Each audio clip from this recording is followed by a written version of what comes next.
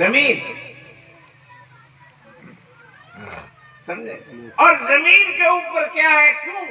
اس وجہ سے کہ حیات اس کے اوپر ہے، کسی پہ حیات نہیں، زندگی کسی پہ نہیں، زندگی ہے تو زمین پر، اور زندگی تو کیڑی میں بھی ہے، زندگی مکوڑے میں بھی ہے، زندگی تو ہاتھی میں بھی ہے، لیکن زندگی اور حیات بھی ان تمام مخلوقات میں جیسی حیات انسان کی ہے۔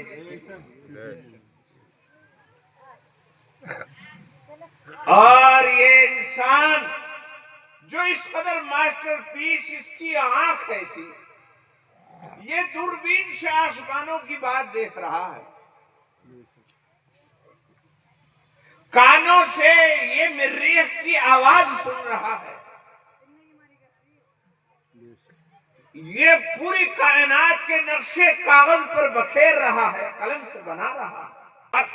زمین، اور اس زمین کے اندر بھی جتنی ہزاروں کروڑوں مخلوقات ہیں، ان مخلوقات میں جیسی مخلوق انسان ہے ایسی کوئی دوسری مخلوق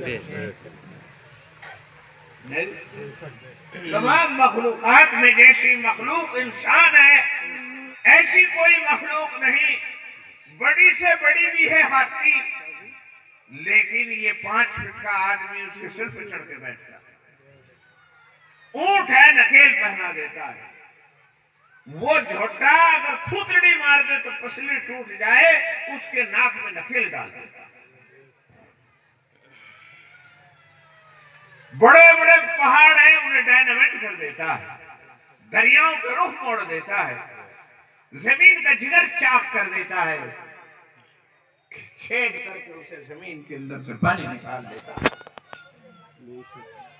دیکھی بات مخلوق، لیکن ایسی کوئی مخلوق نہیں جو بغیر پروں کے ہواؤں کو اڑتا ہو، جو بغیر کسی ونگ کے زمین وہ جو ہے سمندروں میں تیرتا ہو، جو زمین میں گھس جاتا ہو، جو آسمانوں پہ چڑھنے کی کوشش کرتا ہو، ایسی کوئی مخلوق نہیں جیسا کہ یہ انسان۔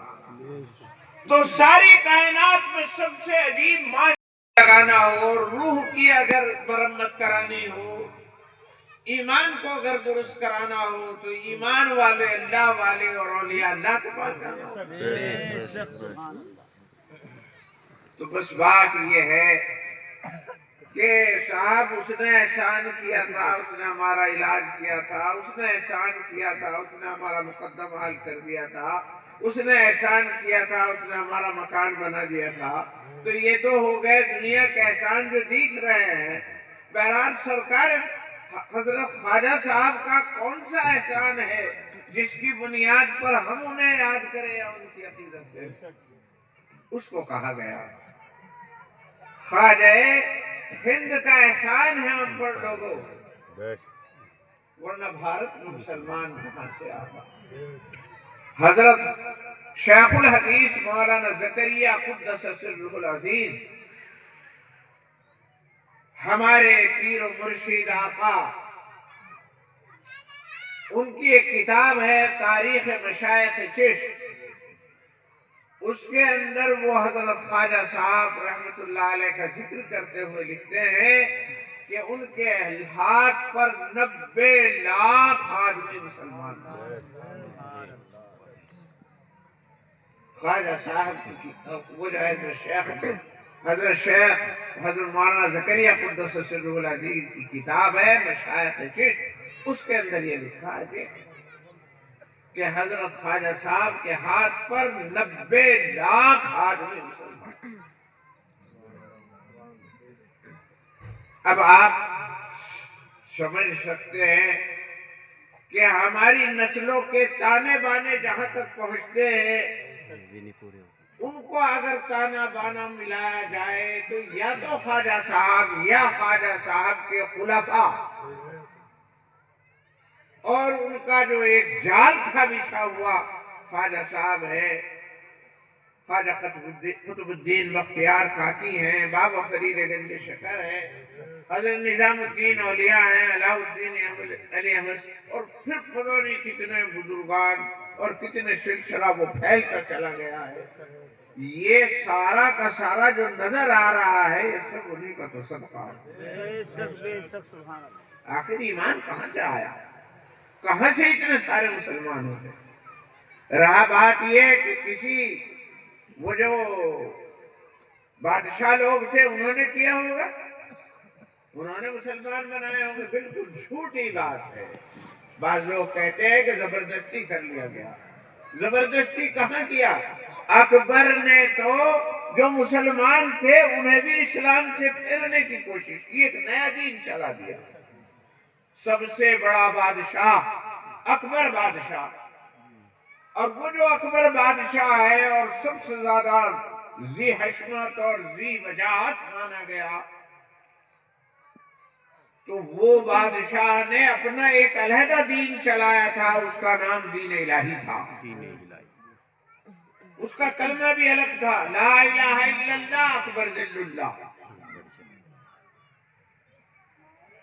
اس نے ملا جلا سا وہ کر لیا تھا ایک دین، اور اس کا عمل بھی کیا کہ ہندوؤں سے بھی شادی کر لو اور مسلمان سے بھی کر لو، وہاں بھی جا کر کے بیعت ٹیک دو اور مسجد میں بھی چلے جاؤ،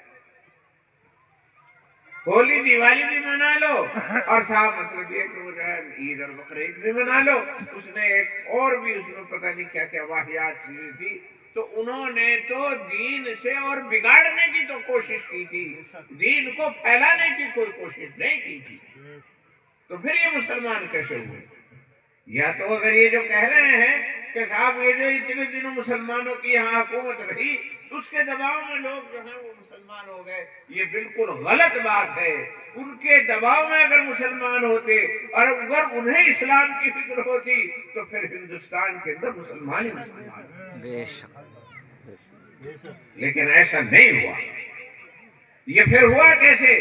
یہ صرف فقیروں کی وجہ سے ہوا ہے، یہ درویشوں کی وجہ سے ہوا ہے، یہ صرف صوفیہ کرام علماء اعظام کی بنیاد پر ہوا ہے۔ انہوں نے محبت کا جام پھیلایا، انہوں نے یہاں اصل محبت کا جام پھیلایا، لوگوں کو محبتیں دی، جو لوگ کچلے ہوئے تھے انہیں سینے سے لگایا، جنہیں روٹی نہیں ملتی تھی ان کے لنگر خانوں میں انہیں کھانے ملے۔ بادشاہ لوگ اپنی مجبوری کی وجہ سے ان کے ہاں نذرانے پیش کرتے تھے، جو مالدار تھے، نواب تھے، اور یہ اس مال کو نظر میں بھی نہیں لاتے تھے اور لوگوں کو لٹاتے تھے۔ حضرت نظام الدین اولیاء رحمت اللہ علیہ، حضرت نظام الدین اولیاء رحمت اللہ علیہ کے یہاں اتنا بڑا مجمع، ہزاروں لوگ روزانہ کھانا کھاتے تھے، جسے کہیں روٹی نہیں ملتی تھی اسے وہاں روٹی ملتی تھی۔ اس زمانے میں جو کچلے ہوئے لوگ تھے، غریب تھے، فقیر تھے، ان کے دسترخوان پر بیٹھ کر کے کھانا کھاتے۔ حضرت نے 10 بادشاہوں کا زمانہ پایا اور سب نے کوشش کی کہ حضرت سے ملاقات ہو جائے، مگر حضرت کسی سے ملاقات نہیں کرتے تھے، فقیروں کو گلے لگاتے تھے، غرباء کو گلے لگاتے تھے۔ ایک نے بہت زیادہ وہ کیا کہ میں چل دیا ہوں، آ رہا ہوں، تو حضرت نے اس کے جواب میں لکھا کہ فقیر نے اپنے گھر کے 2 دروازے بنوا رکھے، آپ ایک در سے آئیں گے تو میں دوسرے در سے مانوں گا۔ اور حضرت کا عالم یہ تھا کہ ایک دفعہ حضرت کی محفل تھی، بادشاہ کی طرف سے بہت بڑا ہدیہ، ایک تشت میں سونے چاندی کے سکے جو اس زمانے میں چلتے تھے، اشرفیاں، درہم و دنانیر، وہ پیش ہوئے۔ اب بزرگوں کی جو محفل ہوتی ہے اس میں سارے ہی مخلص بھی نہیں ہوتے، ان کے یہاں بھی تو دنیا کا وہ عجیب جہاز میں یہاں سے وہاں تک، یعنی عرب تک تو جانے کا بہت سارے لوگوں کو اتفاق ہوئے۔ اور عرب کتنی؟ عرب کوئی کنارہ نہیں ہے، بہت قریب ہے۔ امریکہ میں ہی جاؤ تو 12 گھنٹے کا